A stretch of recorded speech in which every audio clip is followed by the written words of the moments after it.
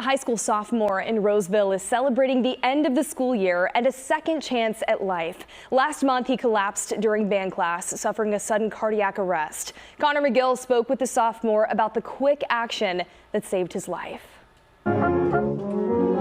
West Park High School sophomore Mark Moon spends hours a day inside the band room, a special place where he can practice making the music he loves, a place where everything in his life changed. Unfortunately, I don't remember anything about that day. In April, Mark suffered a sudden cardiac arrest in the middle of class. For Mark, the moment is still a blur, but those seconds would change everything. Staff members immediately started CPR and used an AED before paramedics arrived. Doctors say that quick response is one of the biggest reasons Mark is alive today. I feel like it was absolutely the difference maker. I feel like I might not have been here, be here right now if it weren't for them. Among the people who answered the call for help was campus monitor Dave Underhill, who raced across campus to get the AED. I left the band room down what we call the Vapa quad as quickly as possible.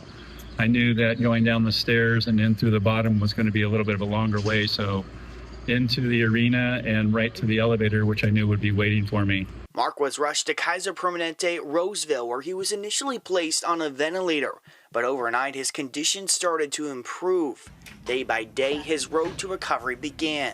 We tried to check for the conduction of the heart and all that. Dr. Ernesto Rivera, a pediatric cardiologist with Kaiser, says cases like Mark's are rare, but they can't happen without warning. We don't have too many of these, but one thing for sure, they say that if you have one of these episodes in school, your chance of surviving is higher than having it at home or anywhere else. According to the American Heart Association, an estimated 7,000 children suffer an out-of-hospital cardiac arrest every year.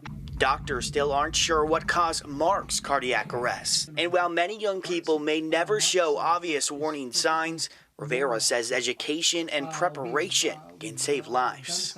If there are just more people who knows how to do CPR, then that will give you an extra time or an extra, cushion to get to the AED.